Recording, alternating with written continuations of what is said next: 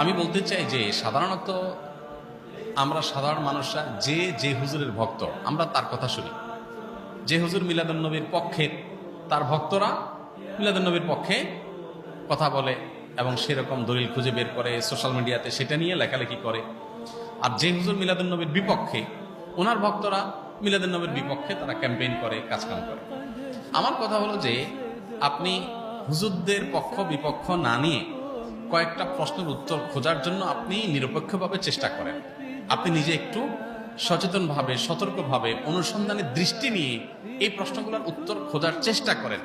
আপনি শুধু উত্তর খোঁজার যদি সিরিয়াস চেষ্টা শুরু করে দেন এবং নিরপেক্ষভাবে চেষ্টা করেন, আমার বিশ্বাস যে আপনাকে আল্লাহ তাআলা হেদায়েত এবং সঠিক পথ যেটা সেটা আল্লাহ তাআলা আপনাকে দেখিয়ে দিবেন। প্রশ্ন হলো, নবী করিম সাল্লাল্লাহু আলাইহি সাল্লামের যে তারিখে জন্ম হয়েছে সেই তারিখটা কি চূড়ান্ত এবং অবিতর্কিত কিনা, অর্থাৎ অমুক তারিখে তিনি জন্মগ্রহণ করেছেন, ইতিহাসবিদগণ এ ব্যাপারে একমত কিনা বা হাদিস গ্রন্থগুলোতে এটা সুস্পষ্ট আসছে কিনা, এটা আপনি একটু জানার চেষ্টা করেন। আপনি যদি খোঁজ করেন, অনুসন্ধান চালান, তাহলে কিন্তু আপনি জানতে পারবেন, জানতে আপনার কষ্ট হবে না খুব বেশি, যে আসলে নবী সাল্লাল্লাহু আলাইহি সাল্লামের জন্মের তারিখটা এটা চূড়ান্ত কি চূড়ান্ত না।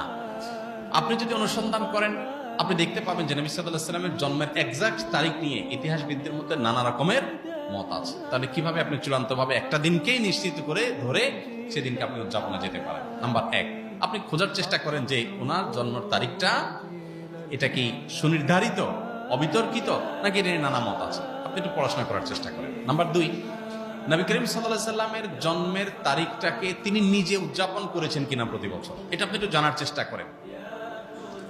তিনি যদি নিজে নিজের জন্ম উদযাপন না করেন, তাহলে তার সিনিয়র সাহাবী যারা, চার খলিফা আরো যারা আছেন, এই সমস্ত সাহাবীরা কেউ যারা যারা নবী সাল্লাল্লাহু আলাইহি ওয়াসাল্লামকে সবচেয়ে বেশি ভালোবাসতেন, নবী সাল্লাল্লাহু আলাইহি ওয়াসাল্লামের ভালোবাসার দোহাই দিয়েই তো আমরা এটা করি।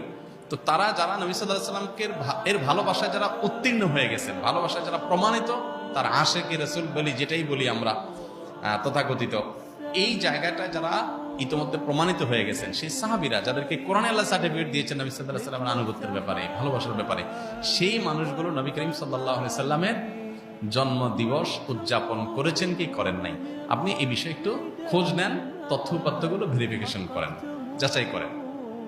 তৃতীয়ত হলো যে জন্ম দিবস উদযাপনের এই কালচার কোত্থেকে আসছে, আপনি এটাও জানার চেষ্টা করেন।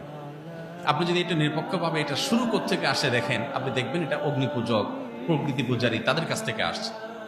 এবং একসময় খ্রিস্টান ধর্মেও এই জন্মদিবস উদযাপন করাটার ব্যাপারে নিরুৎসাহিত করা হতো, নিষিদ্ধ করা হতো। পরবর্তীতে তারা নিজেরা আবার ওই প্যাগানদের দ্বারায়, প্রকৃতি পূজারীদের দ্বারায় প্রভাবিত হয়ে তারাও তাদের নবীর জন্মদিবস উদযাপন শুরু করেছে।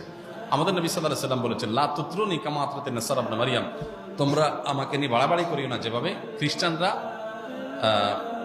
ঈসা আলাইহিস সালামকে নিয়ে বাড়াবাড়ি করেছে। অতএব নবী করিম সাল্লাল্লাহু আলাইহি ওয়াসাল্লামের মিলাদুন নবী পালন করবেন কি করবেন না, উদযাপন করবেন কি করবেন না, সেই প্রশ্নের উত্তর আপনি পেয়ে যাবেন যদি আমার এই তিনটা প্রশ্নের উত্তর আপনি নিজে অনুসন্ধান করে জানার চেষ্টা করেন। আল্লাহ আমাকে, আপনাকে, আমাদের সবাইকে হেদায়েত এবং সত্যিকারের যে সঠিক পথ সেটা আল্লাহ তাআলা আমাদের সবাইকে আল্লাহ তাআলা দান করুন।